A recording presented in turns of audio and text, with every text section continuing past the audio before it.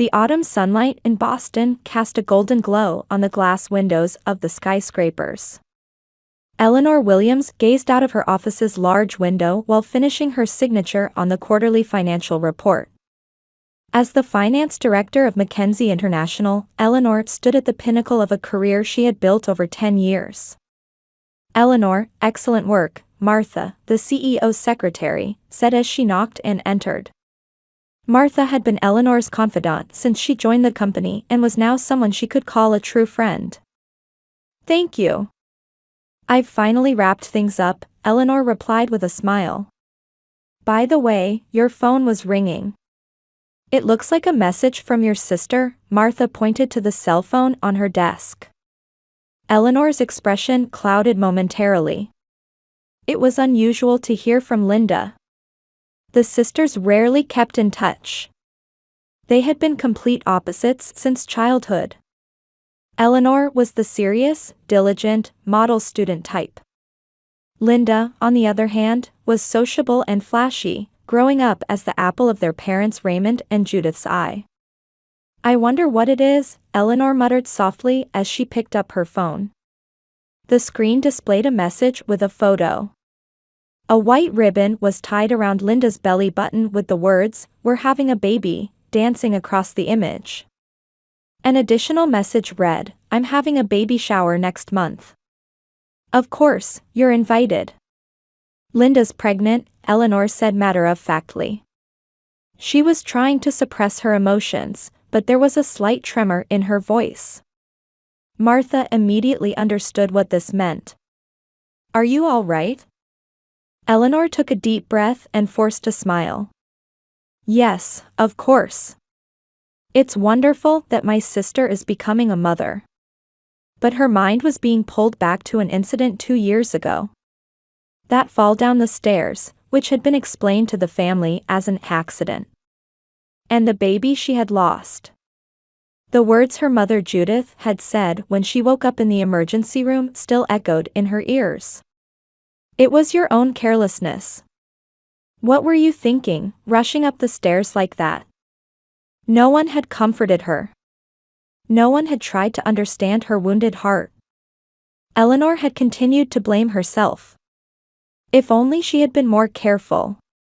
If only she had been more cautious. "Eleanor?" Martha's voice brought her back to reality.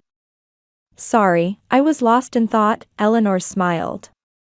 "Linda got married last year, didn't she? I believe her husband Brad is an investment banker. My parents must be thrilled." Martha placed a hand on her shoulder. "You don't have to accept the invitation." Eleanor shook her head. "No, I plan to go. They're family, after all." That evening, Eleanor sat in her apartment living room, deep in thought with a glass of wine in hand. Her relationship with Linda was complicated. Since childhood, their parents had treated Linda specially.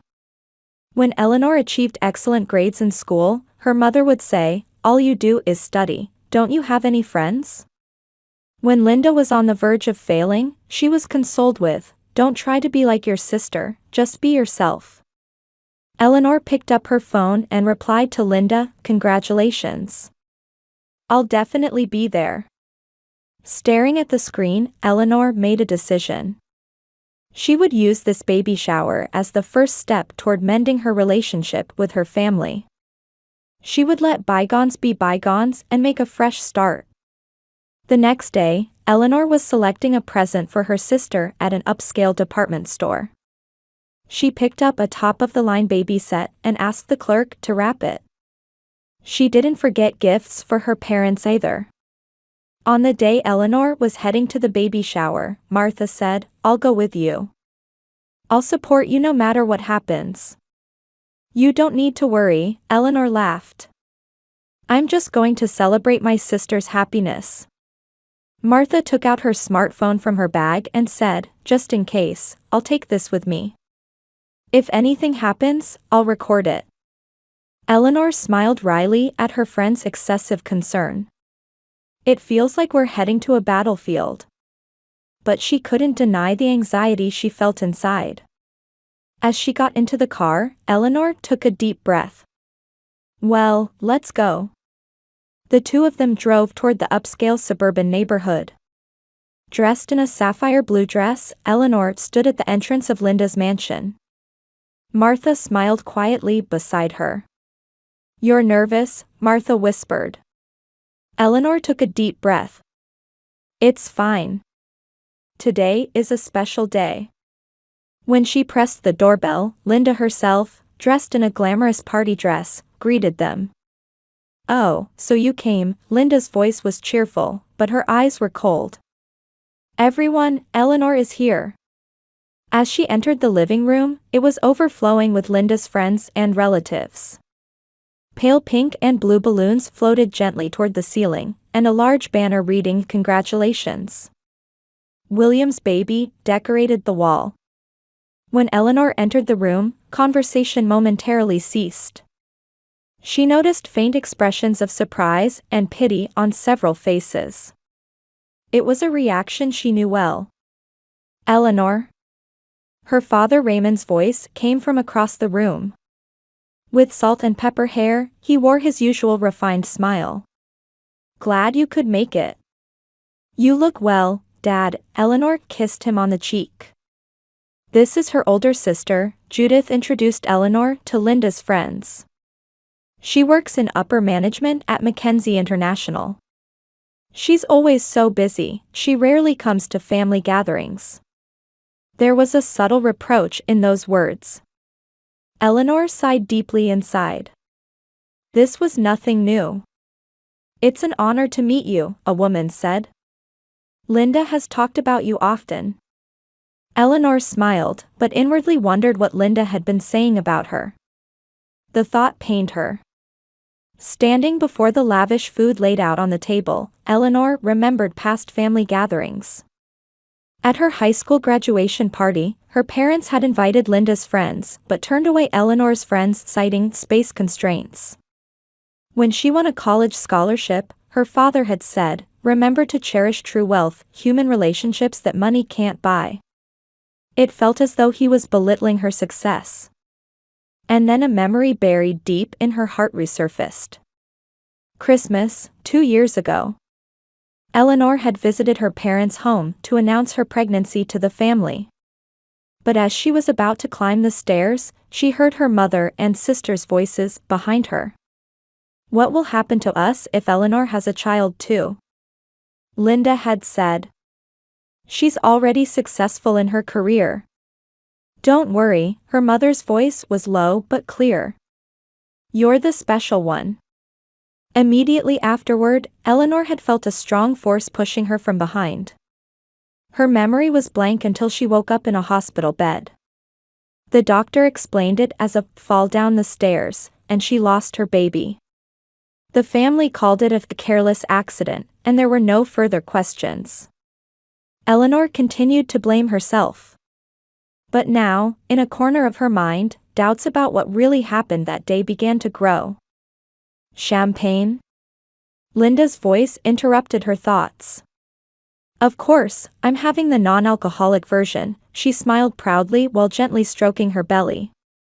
"Thank you," Eleanor accepted the glass. Linda leaned in and whispered, "By the way, how have you been since then?" "Falling down the stairs, that was really unfortunate." Eleanor's hand trembled. There was a hint of mockery in Linda's words. "I'm fine," she answered quietly. "I came to celebrate your happiness."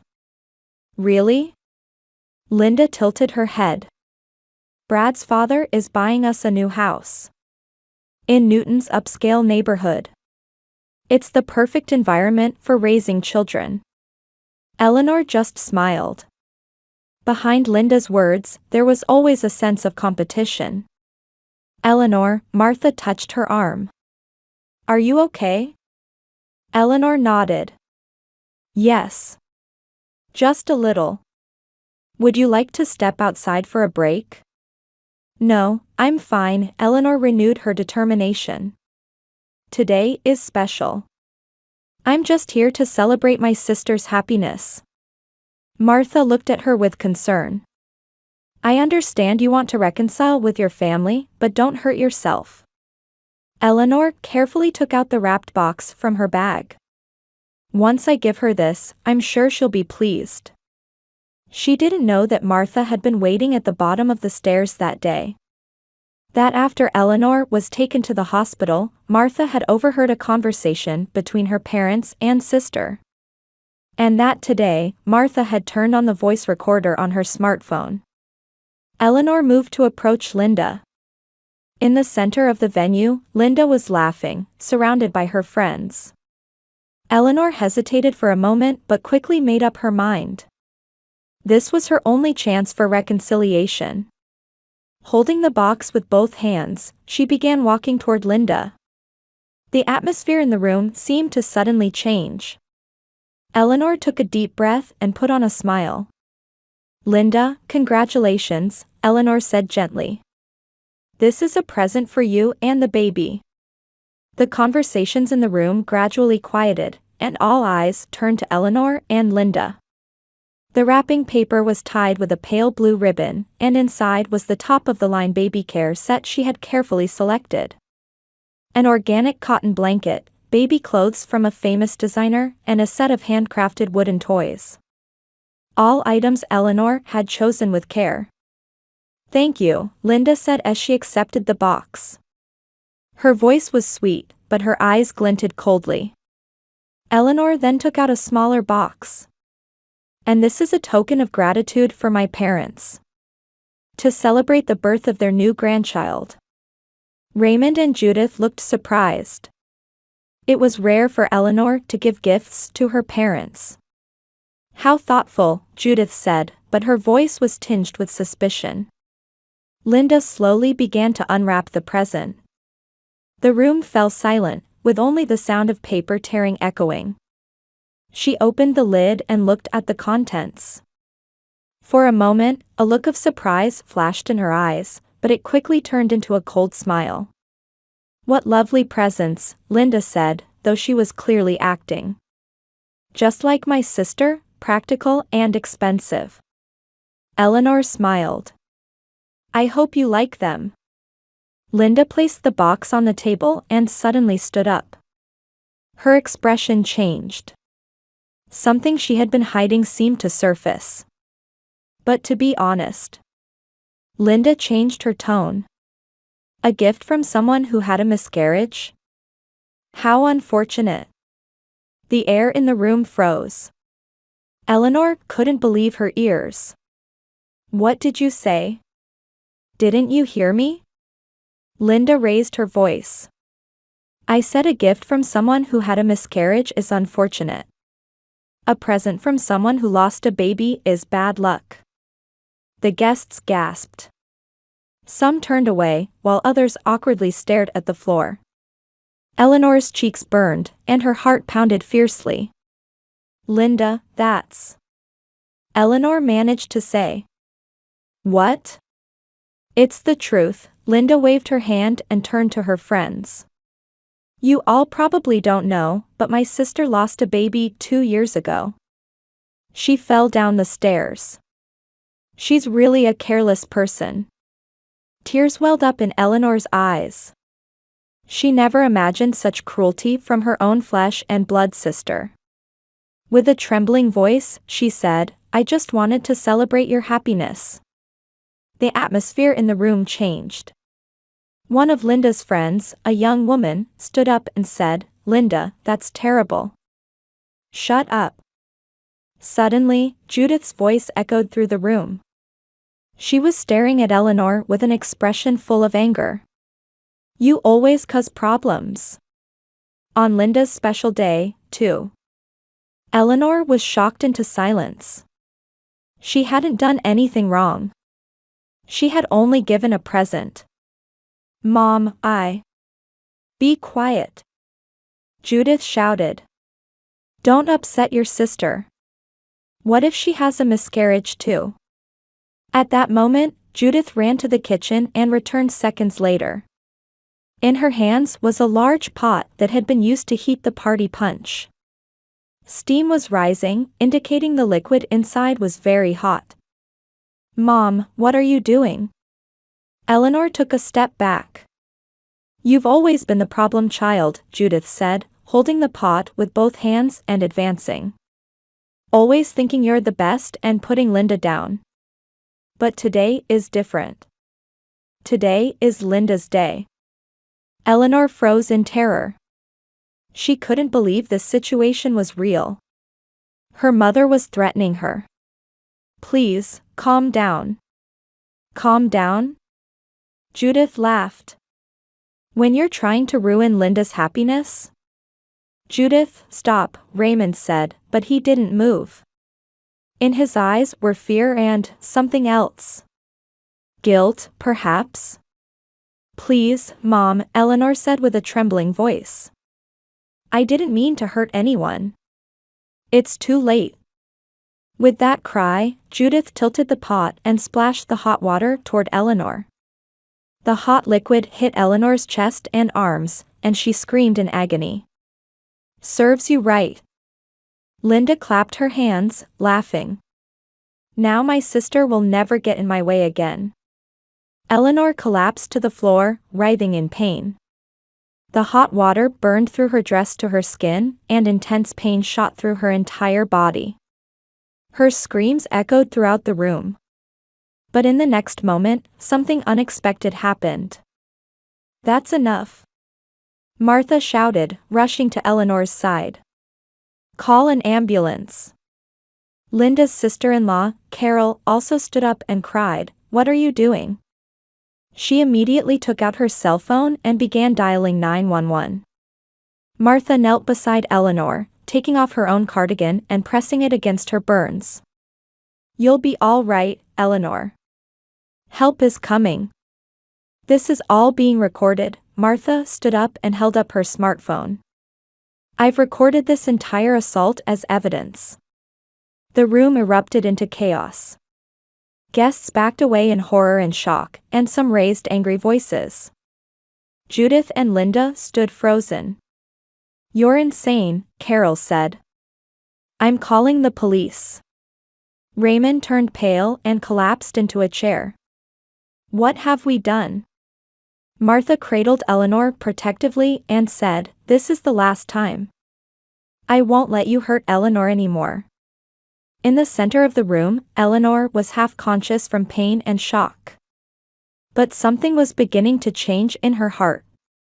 Amidst the self-blame and fear she had carried for years, a small light was beginning to appear.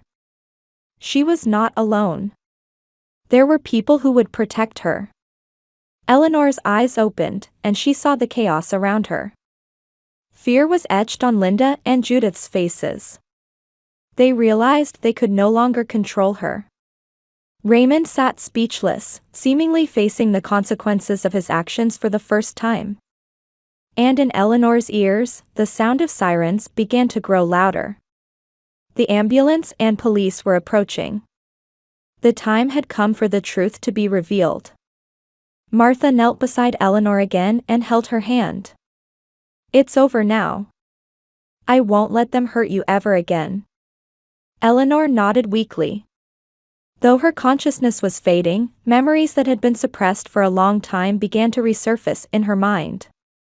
That accident on the stairs. Was it really an accident? What was the truth? Outside the room, the sirens of the ambulance and police were approaching. Eleanor didn't know what would happen next. But one thing was certain, her life would change forever from today. And although this change was terrifying, it was also liberation from the chains that had bound her for so long. Finally, before her vision darkened, Eleanor looked firmly at Martha's face. Thank you. Martha squeezed her hand. White ceiling. The smell of antiseptic. And the distant sound of mechanical beeping. Eleanor gradually regained consciousness. She was lying in a hospital bed. Bandages were wrapped around her chest and arms, and an N4 was connected to her arm.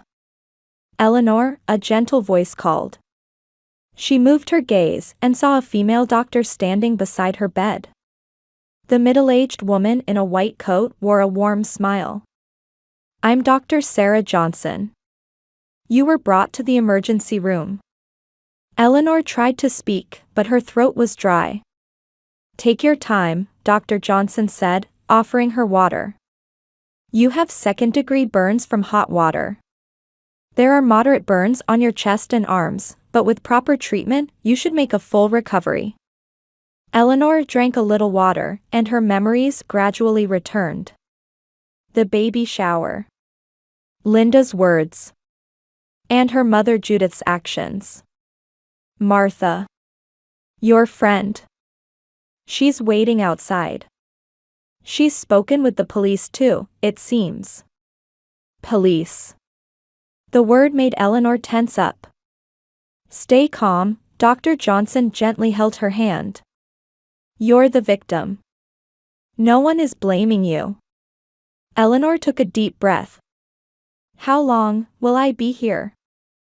At least overnight for observation, Dr. Johnson said, and after a slight hesitation, added, Eleanor, when I examined your body, I noticed something concerning. Eleanor looked at the doctor's serious expression. There are old scars on your back and legs. These are not the kind of marks that would come from accidents. Eleanor closed her eyes. She knew. For years, she had hidden those scars. Traces of violence that her family called a discipline. We're trained to recognize signs of abuse, Dr. Johnson said quietly. Have you been abused for many years? At that moment, the door to the room opened, and Martha entered. Her eyes were red, clearly showing signs that she had been crying. Eleanor? Martha rushed to her bedside. Are you okay? Are you in pain? Eleanor smiled weakly. Martha, thank you. Dr. Johnson smiled at the two of them and said, I'll let you two talk alone, then left the room. Only the two of them remained in the room. Martha took Eleanor's hand and cried. I was so scared. To see you go through something like that. It's thanks to you, Eleanor said. If you hadn't been there. Martha took a deep breath. Her expression changed to one filled with determination. Eleanor, I can't hide it anymore. There's something I need to tell you. Eleanor stared at her. Martha's face had the distinctive look of someone who had been keeping a secret for years. Your miscarriage, it wasn't an accident. At those words, Eleanor's heart began to race. Deep down, she had always suspected it. That day, I was planning to pick you up, so I was waiting in front of your parents' house, Martha continued. And I saw you fall down the stairs. But it wasn't a fall. Linda and Judith pushed you. Eleanor gasped. Fragmented memories began to connect in her head. The strong impact from behind. The faint laughter before falling. The cold attitude of her family at the hospital. Why didn't you tell me? Eleanor asked in a trembling voice. Martha wiped away her tears. I wanted to protect you. And I wasn't sure you would believe me. You were always trying to believe in your family. But today I couldn't stand it anymore, Martha said. I couldn't watch them hurt you again. She took out her smartphone and said, I recorded everything as evidence. Linda and Judith have been taken away by the police. And other testimonies are coming in. Carol has testified, and neighbors and Linda's friends have been in touch.